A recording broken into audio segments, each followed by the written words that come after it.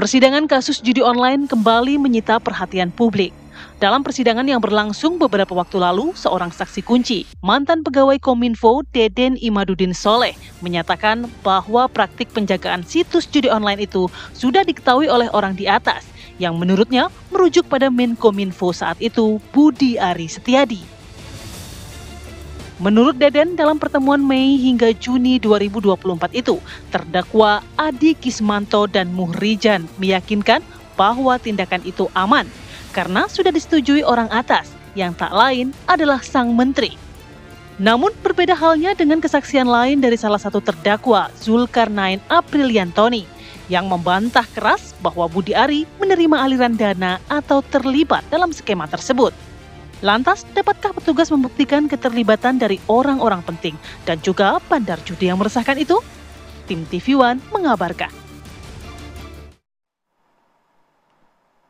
Ya, Rhoma Irama mungkin akan sedikit bersedih kalau mendengar berita tadi ya. Karena sudah dari lama Haji Rhoma Irama, Bang Haji ini menyuarakan judi. Janganlah, memang di era sekarang menjadi lebih keren karena ada tambahannya, judi online. Iya. Dan yang menarik adalah yang muncul dalam fakta persidangan bahwa Adi Kismanto dan Agus meyakinkan Deden bahwa yang di atas ini sudah tahu. Ya, bukan yang di atas nih? Iya, bukan. Pak Menteri maksudnya. Pak Menteri, Budi Ari. Tapi apakah pernyataan ini bisa dianggap sebagai bukti dalam persidangan atau akan membuka babak baru dari fakta yang lebih besar? Kita akan tanya langsung kepada narasumber kita yang sudah hadir di studio. Ada Mas Irfan Arifian, kuasa hukum dari Deden. Selamat pagi, Mas Irfan. Selamat pagi, Mas Irfan. Selamat pagi. Kemudian juga ada Bang Freddy Alex Damanik, Waketum Projo. Selamat pagi, Bang Freddy. Pagi, Bang Freddy. Ketemu lagi, Bang. Ada pesan khusus nih pakai baju warna pink mungkin? Hah? Ada pesan khusus pakai baju kemeja warna pink? Ada. Apa? Supaya kamu komentari. Kayaknya emang seneng dikomentari terus ya, kayak kalau Projo ini gimana nih? Ya kan? Saya mau tanya ke Mas Irfan dulu ya. Betul. Apakah yang diungkapkan oleh Deden ini, dia memiliki bukti secara langsung mengenai pernyataan itu, atau hanya mengutip pernyataan dari Agus dan juga Adi Kismanto?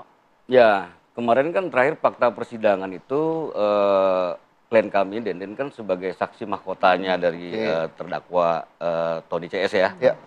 Nah, di situ memang ada pertanyaan dari beberapa kuasa hukum atau penasihat hukum masing-masing pihak.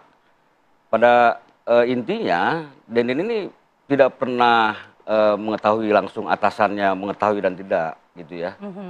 Ini kan hanya testimoni aja dari saudara AK sama Agus kan gitu kan. Dalam rangka, ya dia kan pada saat fase itu sudah bukan lagi ketua tim. Jadi dia sudah tidak punya peran apa-apa gitu loh. Ya, tapi kan dipanggil lagi. Ya, karena dia mengetahui kan sebelumnya ketua tim kan, diajaklah pertemuan itu dan pihak-pihak yang mengajak pertemuan mengatakan bahwa atasan sudah tahu. Pak PM sudah mengetahui, dia nggak tahu apa-apa. Berarti dia hanya mengambil testimoni dari Adi Kismanto dan juga Agus. Jadi tidak ada hubungan langsung antara Deden dan atasan itu? Nggak ada. Secara birokrasi hierarki aja jauh kan. Dia saat tempusnya itu adalah bukan lagi ketua tim, ya kan? Dia pada saat itu adalah kapasitas sebagai tim penyidikan ahli ITE, ya kan? Nah, kapasitasnya ketua tim dijabat oleh Samsul kan, pada saat itu. Tapi kan saat itu juga Deden hadir untuk ikut meyakinkan Samsul mengamankan situs judi online. Bukan, Samsul teriyakini oleh AK dan Agus tadi, karena pada saat itu kan lantai kan dirubah kan ke lantai dari 3 ke 8 kan. Samsul juga bingung kenapa bisa dirubah, di lockdown ya. Nah, diyakinkan oleh AK tadi. Ya kan, bahwa atasan juga udah mengetahui. Jadi AK ini meyakinkan baik Samsul maupun Deden. Jadi itu tidak bisa menjadi fakta hukum atau bisa dengan testimoni subjektif seperti itu, apakah bisa menjadi fakta hukum? Oh, itu lemah. Ya kan, nanti tinggal keterangan terdakwa atas nama AK lah yang harus dipertanggungjawabkan. Kalau sejauh ini selama Deden ikut mengamankan ya, dalam artian situs judi online ini, sebenarnya siapa yang kemudian membisikkan dari atas? Ya, semua kan kait-mengkait ya. Pada saat itu kan Deden sudah tidak lagi berperan, tapi karena memang pernah dia jabat ketua tim pengendalian konten internet ilegal itu, dan kemudian dijabat oleh Samsul, ya mau nggak mau di antara mereka ini kan saling tutup mulut lah gitu kira-kira lah ya kan. Jadi jangan sampai bocor kan gitu. Oke. Kita minta tanggapan Bang Freddy terkait dengan pernyataan Denden di persidangan. Gimana Bang? Udah jelas kan? Apanya nih yang jelas? Iya, sebenarnya saya udah senang banget kemarin nih ketika TV One ini fokus bahas bandar kan. Turun lagi nih ke Budi Ari. Tapi nggak apa-apa, Karena kan nyatanya ada disebut nih ada di persidangan. Bang. Justru tadi pertanyaan Bro Philip ini menarik ini buat Denden. Tadi dipertanyakan kan. Nah, sewaktu dia terlibat itu orderan itu dari mana? Betul. Kita kembali mengejar bandar sebelum ke situ ya. Orderan itu dari mana? Atau kalau ada pejabat yang terlibat, siapa saat itu? Kan Budi Ari pada saat itu belum ada. Nah ini sudah berlangsung lama kan. Itu menarik sebetulnya. Oke, nanti klaster tersendiri itu bisa dikejar.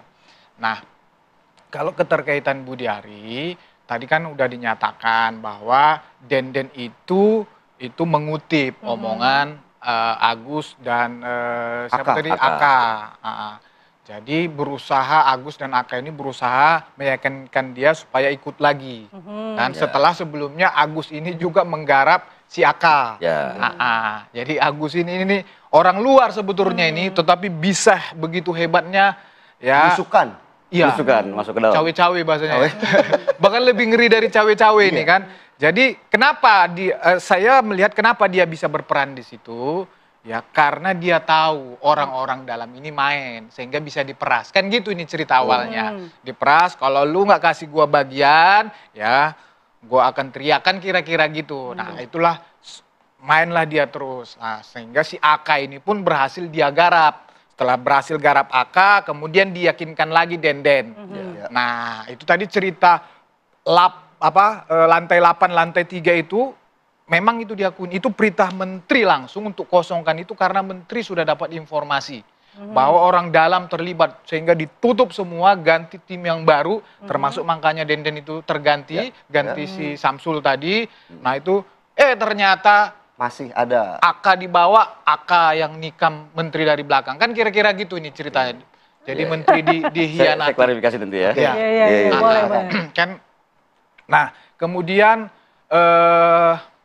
yang disebut menteri tadi itu justru kan si Aka ini orangnya Tony, bawaan Tony kan gitu, kelompoknya Tony. Nah Tony sudah menyatakan di persidangan kalau Pak Budi Ari ini tidak tahu menahu sama sekali tentang pengamanan judol ini, tidak terlibat sama sekali. Harusnya ini kan selesai ya sampai situ. Tetapi bisa aja nanti persidangan-persidangan berikutnya, misalnya nanti pada saat pemeriksaan Aka atau Tony, ya ini bisa jadi lebih rame lagi nih, ya bisa jadi nanti, disitulah nanti dilihat benar tidak, ya tadi kan kalau Denden udah menyatakan Pak Menteri tidak pernah komunikasi langsung. Komunikasi dengan Denden langsung. Ya ini kan jauh ya. Ada eselon 3, eselon 2, eselon 1 Pak Menteri. Ini jauh sekali tidak pernah. Kemudian saya juga yakin nanti bisa ditanyakan kembali, Pak Menteri saya yakin tidak pernah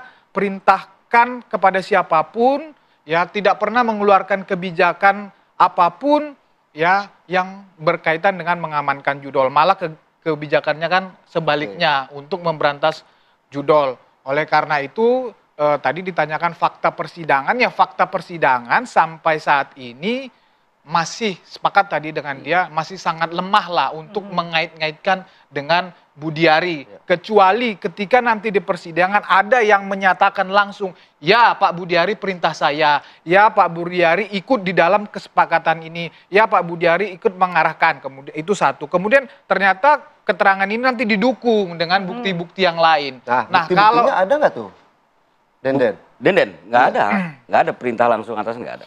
Nggak ada. Secara lisan saja berarti. Ya, ajakan. Itu ajakan aja dari si Aka. Tapi apa yang kemudian membuat Denden begitu yakin bahwa itu benar-benar ajakan, artinya ajakan? Ya, karena memang Aka sejak proses masuk ke Kominfo juga kan sudah tahu bahwa itu atensi dari atasan kan, iya kan. Jadi termasuk Samsul. Nah, tadi saya mau klarifikasi Bung Freddy tadi. Terkait pada saat lockdown itu, Denden juga, bukan Denden kemudian dipindahkan paksa, enggak. Memang dari sejak Desember dia sudah minta pindah oleh direkturnya. Dan itu diakui dalam fakta persidangan kemarin. Alasannya dia minta pindah, apakah ada kaitannya Ya mungkin dengan udah nggak itu? kuat ya dengan pusara permainan seperti itu kan. Ini udah mau jalan ke jalan yang lurus nih, tarik-tarik lagi dia nih kan gitu ceritanya nih kan. Nah, karena kan dia menahan arus yang begitu kuat permainan itu gitu loh. Jadi dia minta pindah dan itu dikabul oleh direkturnya. Oke. Maka terbitlah SK dari Dirjen Aptika itu per Januari dia sudah menjadi ahli penyidik ITE, bukan lagi ketua tim pengendalian konten internet legal.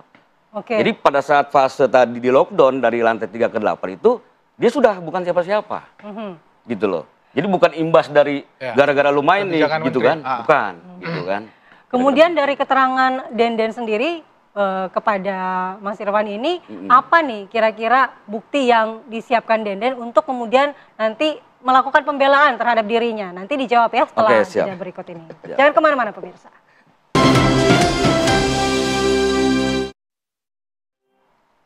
Kita lanjutkan dialog di Apa Kabar Indonesia Pagi. Saya lanjut ke Mas Irfan. Mas Irfan, sebelum bertanya soal bukti, saya ingin tanyakan. Kalau tadi memang dikatakan bahwa hanya mengutip pernyataan dari Aka dan juga Agus, lalu kenapa ini diungkapkan oleh Denden di persidangan? Apa tujuannya mengungkapkan bahwa pernah diyakinkan yang atas sudah tahu? Pasti ada tujuannya. Ya, sekali lagi bahwa pada saat Denden diajak pertemuan itu, dia sudah tidak punya kapasitas sebagai ketua tim ya pada saat itu. Jadi yang saya tahu bahwa peristiwa itu dalam rangka bahwa ya supaya Denden juga jangan kemana-mana gitu, ya kan? Bahwasanya di lingkup birokrasi di internal itu sudah tahu si Aka meyakinkan Denden. Jadi juga Denden tolong amanin posisi inilah gitu kira-kira untuk tutup mulut lah, pasti ke sana arahnya ya kan. Tapi lagi-lagi Denden sudah tidak punya peran kebijakan, apalagi dia memerintahkan nggak ada. Tapi Denden pernah nggak mengkonfirmasi langsung ke Pak Menteri bahwa ini memang ada perintah dari Pak Menteri? Oh ya nggak ada, gimana ceritanya mau mengkonfirmasi secara hierarki aja jauh dia kan, gitu ya. Pada saat itu dia kan ketua tim penyidikan ITE, di atasnya ada direktur, ada dirjen, baru ke menteri itu kan. Nah, kenapa kalau memang masih ada lapisan-lapisan lainnya, Denden begitu yakin bahwa yang di atas itu adalah Pak Menteri Budi Ari? Ya karena simbolisnya adalah si Aka tadi, ya kan? Karena Denden pada saat itu kan sempat juga ikut bagian mensupervisi pendaftaran saudara Aka itu ya, Adi Kismanto itu. Nah, pada dasarnya dia tidak masuk kualifikasi lah, ya kan? Dan dengar kabarnya dia adalah atensi atasan, dalam hal ini PM, ya PM kita sebut PM ya kan? Ya sudah dia duduk manis saja. Gitu. Ya tapi Mas Irfan, kalau memang itu secara fakta hukum lemah untuk di persidangan, kenapa Denden mengungkapkan itu bahwa dia diyakinkan Pak Menteri ya, tanda kutip Pak Menteri ini sudah tahu? Ya sekali lagi tadi bahwa Denden kan tidak bisa lepas dalam peristiwa ini karena dia pernah sebagai ketua tim gitu ya. Begitupun Samsul, karena Samsul sempat juga pada saat dia ketua tim ini kan ke lockdown semua kan, maka dipindahkan lah karena Pak Menteri nganggapnya ini mesti ada yang main, mungkin begitu ya kan. Tapi Denden bukan imbas dari dipindahkannya ke lantai 8 itu karena dia main, bukan. Pada saat itu dia sudah menjadi ketua tim penyidikan ITE kan, kira-kira begitu. Jadi kalau dalam fakta persidangan dia mentestimoni bahwa ini kata si Aka dan Agus untuk meyakinkan Samsul. Iya, tapi kan bisa saja tidak diungkapkan di persidangan kalau memang itu tidak ada gunanya buat dia. Begitu. Ya, secara material dia nggak mau dipersalahkan kan, klien kami kan, di kemudian hari kan. Makanya nanti itu, ujungnya berarti tidak mau dipersalahkan. Ya. Bang Freddy, berarti ini untuk meringankan hukuman dirinya, begitu Bang? Yes, jadi kalau bicara bagian dari strategi, ini kan ada istilah tadi saksi mahkota. Saksi mahkota itu kan adalah sesama terdakwa, walaupun klaster yang berbeda bisa klaster yang sama, jadi dia bisa melakukan itu untuk meringankan dirinya, ya. Padahal kan tadi juga udah tahu, jadi di klaster sebelumnya memang dia sudah bermain, artinya ya itu sudah tersendiri, ya kasus dia itu tersendiri, memang dia terlibat dalam proses pengamanan judul itu dan itu sudah menjadi fakta.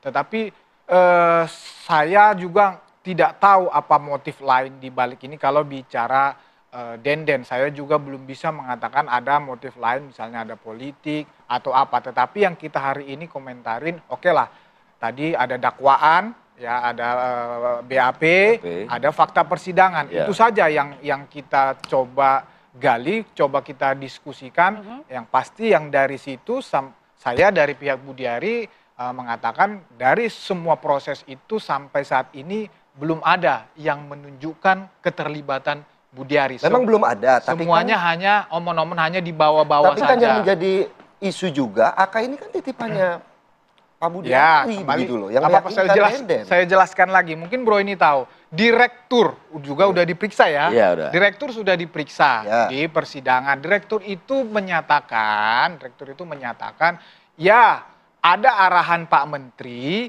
untuk menerima si AK ini untuk diperbantukan dalam proses untuk pemberantasan judol. Hanya itu saja arahan, tidak ada arahan lain. Tapi kenapa malah mengajak kalau memang diberantas? Ya. Jadi, memang untuk memberantas. Ya, untuk memberantas. Tidak ada Pak Menteri mengatakan terima dia sebagai ini, sebagai ini, sebagai ini. Jadi, sekali lagi, persyaratan administrasi pun tidak ada yang dilanggar di situ. Kecuali Pak Menteri misalnya angkat dia, jadikan dia tenaga ahli yang harus S1. Ini enggak ada, hanya membantu tim teknis. Ini pernyataan direktur loh di depan persidangan.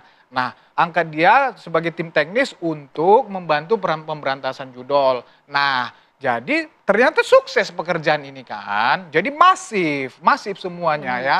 Sehingga banyak yang terganggu, nah, kemudian didekatin lagi lah dia ini, si AK ini. Kan begitu ini ceritanya. Jadi framing yang selama ini seolah-olah si AK ini direkrut untuk sebagai tangan Pak Menteri melakukan pengamanan judol. Padahal itu yang terjadi adalah, makanya di situ mensreanya. Nah, Pak Menteri pernah nggak mencurigai bahwa AK ini sudah mulai dalam artinya tercemar begitu ya? Atau mungkin sudah terkontaminasi, berbelok ke jalan yang salah? Pak Menteri ini baru tahu setelah kasus ini. Sama sekali tidak ada yang menginformasi? Sama sekali tidak tahu. Pak Menteri murni tahu ini setelah kasus ini, penggerebekan itu, baru dia tahu. Wah, gue ditipu sama orang-orang ini, gue dihianatin sama orang-orang ini. Tapi kenapa Pak Menteri tidak klarifikasi saja kalau memang tidak tahu sama sekali gitu? Karena kan selama ini tanggapannya hanya biar saja. Itu kan yang kemarin karena sudah capek baru 1 hari yang kemarin. Kalau selama ini kan dia udah klarifikasi langsung juga kok di media juga udah klarifikasi langsung. Dari pertemuan yang dilakukan Pak Menteri juga sempat tidak diomongkan atau masih belum mengetahui Pak Menteri? Maksudnya terkait pertemuan-pertemuan yang pemanggilan di rumah dinas? Pak Menteri tidak pernah membantah. Jadi Pak Menteri itu menerima siapa saja di rumah dinas. Nah, dalam konteks ini yaitu itu tadi, ketika perintah dari Presiden itu untuk memberantas judol kepada Pak Menteri harus secepatnya mencari cara bagaimana ini bisa tereksekusi. Maka kepada teman-teman, kepada kementerian semuanya diberitahu, ayo apa yang bisa kita lakukan. Nah, makanya datanglah si Tony ini. Itu konteksnya seperti itu. Diskusi, beberapa kali diskusi. Nah, gua ada orang ini, AK ini. Nah, kemudian dibawalah kementerian presentasi. Presentasi bagus, dia bisa 50.000 sampai 100.000 ini menjerat situs judol itu. Berhasil dipraktekkan, berhasillah perintahnya perbantukan ini untuk memberantas judol. Bukan tempatkan ini sebagai pejabat ini, bukan. Kan begitu, ini penting ini kata direktur di persidangan. Nah, berhasil pekerjaan ini terganggu para oknum yang terlibat ini. Nah, maka didekati dia, nah, ikut pula dia. Nah, bawa Pak Menteri yang tadi nama-nama, padahal oke, nanti silahkan saja. Kayaknya Bang Freddy ini lebih mengenal sosok-sosoknya begitu ya? Kasusnya lebih paham Bang Freddy dibanding Mas Irfan nih kayaknya. Bukan, tadi itu kita berdasarkan kalau dia kan nggak terikat ya. Kalau kita kan terikat di persidangan kan. Ya, jadi agak-agak ragu-ragu juga kan. Bukan ragu-ragu. Tapi dari alur cerita yang dipaparkan Bang Freddy, ada yang connect nggak dengan keterangan Denden? Ya, sekali lagi kalau AK kita nggak mau komentar ya kan, kita tegak lurus soal yang kita tangani aja lah ya pada intinya kan gitu ya. Soal keterlibatan ini itu kita kan normatif aja semua. Ya Nah, kan? bukti-bukti apa sih yang disiapkan Denden nih untuk membela dirinya? Ya pertama kan kemarin dari saksi fakta sudah dihadirkan. Dirjen, kemudian direktur, ada penerimaan ya kan, Bu Ulfa semua menyampaikan kalau kapasitas Denden cukup mumpuni. Kalau soal kemudian ada permainan ya dia juga nggak tahu gitu loh. Ya untuk kapasitas Denden ya, gitu loh. Seperti itu. Nah kalau yang terkait 1,5 M kalau nggak salah Denden juga sempat dimintai uang Ya. untuk tutup mulut ya? Ya itu betul. 1,5 M. Itu betul. Itu untuk siapa? Pernah nggak Denden menceritakan itu? Pernah. Di dalam BAP pun dia sampaikan memang ada seseorang atas nama Agus ya, menggertak dia untuk menyerahkan sejumlah uang, gitu kan? Padahal dia juga punya motif juga ingin masuk dalam pusara itu gitu. Dan itu terjadi memang. Rinciannya untuk siapa-siapa saja? Oh enggak, langsung diserahkan ke atas nama Agus. Atas nama Agus. Oke. 2 kali penyerah terimaan ya kan, 500 dan 1 miliar. Ya kalau dalam fakta persidangan juga disebut ada 50% ke Pak Menteri itu gimana Bang? Nah, Ya, seperti saya bilang tadi, ya mungkin kalau saya yang ngomong, nanti kan dibilang, mana ada ini yang ngaku kan begitu kan. Nah nanti silahkan, selama ini tuh sudah kami bantah, tetapi yang kan kami bilang itu kan hanya omon-omon klaim mereka saja, dibawa-bawa Pak Menteri. Nah nanti kan ada pemeriksaan terdakwa ini, selaku terdakwa ya, ada Aka, ada Tony. Ya, yang kita katakan selama ini kan si Tony ini kan bawa-bawa, tetapi dia juga sudah membantah sebetulnya, walaupun belum sebagai terdakwa ya. ya betul. Nah, waktu saksi dia sudah membantah itu.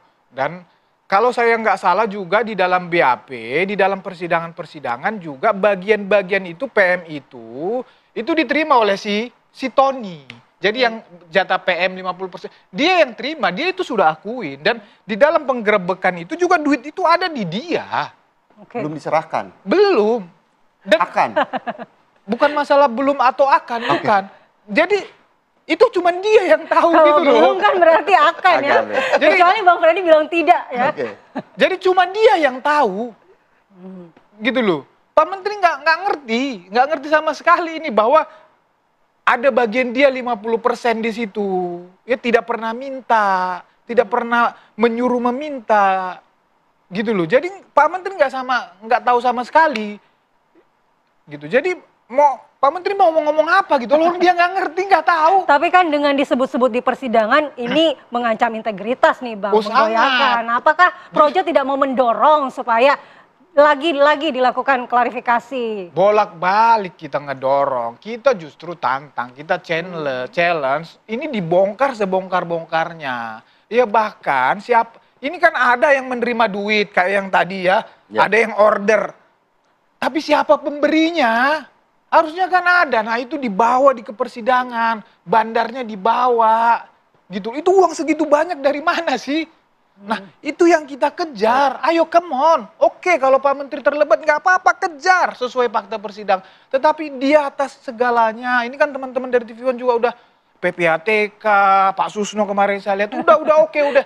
Tetapi tetapi ayo serius kita kejar ini bandar-bandar ini. Siapa pemberi dana ini biar selesai ini permasalahan judol ini. Kita fokus juga di sini. Sedikit tanggapan mungkin Mas Irfan? memang harusnya hadir di tengah-tengah kita juga teman-teman dari kuasa atau PH-nya Tony ya, supaya berimbang semua. Atau AK kan. juga ya. Atau AK ya, Adi Sumanto. Ya tapi kan kalau dari terakhir ceritanya atau kesaksiannya Denden begitu ya, Ya. dia kan ditekan atau diajak dengan menjual atas perintah atasan begitu kan? Iya.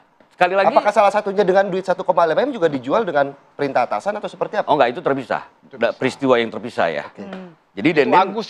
Iya, itu Agus. Ya. Agus yang mengaku-ngaku lah ya. Ya. Kalau nggak diserahin akan saya bongkar. Semua kan jadi punya rasa shock terapinya tinggi tuh kan. Ya. Maka mau nggak mau harus nyerah terimakan gitu kan. Nah, kira-kira begitu. Kalau menurut saya, kalau tadi Mbak Mala nanya, apa nih pembuktian nanti? Ya ini kan masih panjang kan proses persidangan kan. Masih ada saksi mahkota yang antara satu dengan yang lain masih bersaksi nanti, ya kan? Antara saksi mahkota klaster yang berbeda langsung ada 4 di-cross. klaster lagi nih. Ya, kita juga punya hak untuk menghadirkan saksi meringankan nanti untuk klien kami, ya kan? Di persidangan ada waktunya nanti, saksi ada cas namanya, ya kan? Jadi pikir saya masih panjang lah perjalanan ini, baru setengah main nih di persidangan ini. Jadi TV One gak usah khawatir, masih banyak episode berikutnya, Bos. Ya kan? Kira-kira begitulah. Oke, Ya kan? Bang Freddy harapannya? Ya harapannya memang melalui proses tadi kan disinggung, apakah integritas Pak Budiari nggak tercemar di sini. Ya harapannya mudah-mudahan persidangan ini bisa ya, yang pertama saya bilang tadi bisa menarik semua yang terlibat di sini, termasuk ya, termasuk pemberi dana, bandar segala Bandarnya macam. dong kejar dong. Ya, kalau dari kami mudah-mudahan kami berharap dari persidangan ini bisa membersihkan nama Budi Ari itu pasti. Untuk konteks kasus judol ini, kami percaya betul beliau itu tidak akan terlibat ya, baik melalui fakta persidangan, melalui saksi, melalui apapun itu tidak akan. Tetapi dengan adanya persidangan ini, itu mudah-mudahan masyarakat bisa ya percaya kan begitu. Itu aja harapan. Oke. Terima kasih. Terima kasih Mas Irfan, Bang Freddy, Mas Irfan. untuk waktunya pada pagi hari ini. Sama-sama. Dan tentunya kita berharap ya, tidak hanya harapan Mas Freddy, tidak hanya harapan Mas Irfan bahwa seluruh lapisan yang terkait dengan judi bisa diberantas begitu. Andi Kumala dan pemirsa. Baik, kita akhiri dialog kita terkait dengan judi online. Dan kita akan kembali dengan informasi menarik lainnya untuk Anda. Tetaplah di Apa Kabar Indonesia Pagi.